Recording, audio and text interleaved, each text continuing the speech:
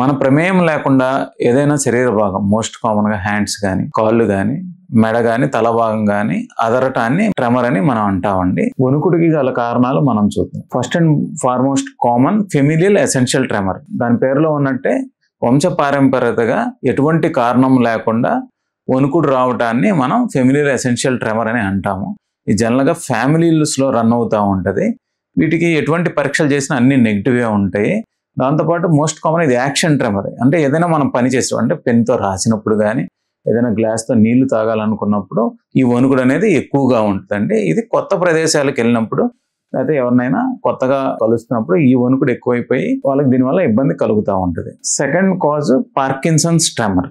Parkinson's tremor ప్రిడామినెంట్గా మనం కూర్చున్నప్పుడు కానీ మామూలుగా నడిచేటప్పుడు కానీ రెస్ట్లో ఉన్నప్పుడు వచ్చే ట్రెమరే పార్కిన్సన్స్ ట్రెమర్. ఇది ప్రధానంగా చెయ్యి మొత్తం భాగం రావచ్చు కానీ బొటన వేల్లో మొదటగా మొదలవుతుంది. ఎప్పుడైనా వాళ్ళు టెన్షన్ పడినప్పుడు రెస్ట్లో ఉన్నప్పుడు ఈ వణుకుడు వస్తూ ఉంటుంది. చాలా సార్లు ఇది పక్కన వాళ్ళు మనకి మీ చెయ్యి వణుకుతుంది ఏంటి అనేది చెప్తా ఉంటారు. వాళ్ళకి పెద్దగా దీని గురించి అవగాహన ఉండదు. కానీ ఇది పెరిగే కొంది వాళ్ళు మనిషి నిదానం అయిపోవటం, బ్యాలెన్స్ కోల్పోవటం, కంట్రోల్ బిగుతైపోవటం అనే ఫీచర్స్ ఉంటాయి. దీని తర్వాత third most common disorder dystonic tremor. Dystonia అంటే మన ప్రమేయం లేకుండా చెయ్యి కానీ కాలు కానీ మెడ భాగం కానీ లేకపోతే ఒంట్లో ఏ భాగమైనా అబ్నార్మల్ పోస్చర్లోకి వెళ్ళిపోవడం, అంటే వంకర పోయినట్టు అవటం. కొంతమందిలో ఈ వంకర పోవడం అనేది రిపీటెడ్, అంటే నార్మల్గా రావడం మళ్ళీ అబ్నార్మల్ అయిపోవడం. ఈ రిపీటెడ్ పోస్చర్స్ ఇవి రిథమిక్గా ఉంటాయి. దాంతోపాటు ప్యాటర్న్, అంటే అవి వంకరపోయే ప్యాటర్న్ అనేది ఒకటేలాగా ఉంటుంది. దీన్ని మనం డిస్టోనియా అంటాం. ఈ అబ్నార్మల్ పోస్చర్తో పాటు కొంతమందికి ఇలా ట్రెమర్ రావటం అనేది జరుగుతూ ఉంటుంది, వణుకుడు రావడం జరుగుతూ ఉంటుంది. దీన్ని మనం డిస్టోనిక్ ట్రెమర్ అని అంటాం. ఇంకో most common neurological causes neuropathic tremor. కొంతమందికి స్పర్శ కోల్పోవడం. న్యూరోపతి అంటే పెరిఫెరల్ నర్వ్స్ ఎఫెక్ట్ అయిపోయి వాళ్ళకి స్పర్శ అనేది తగ్గుతుంది.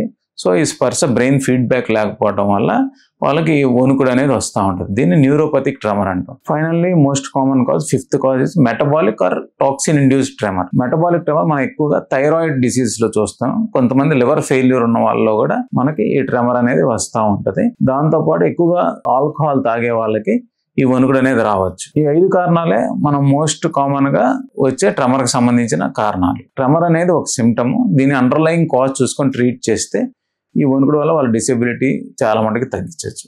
Thank you.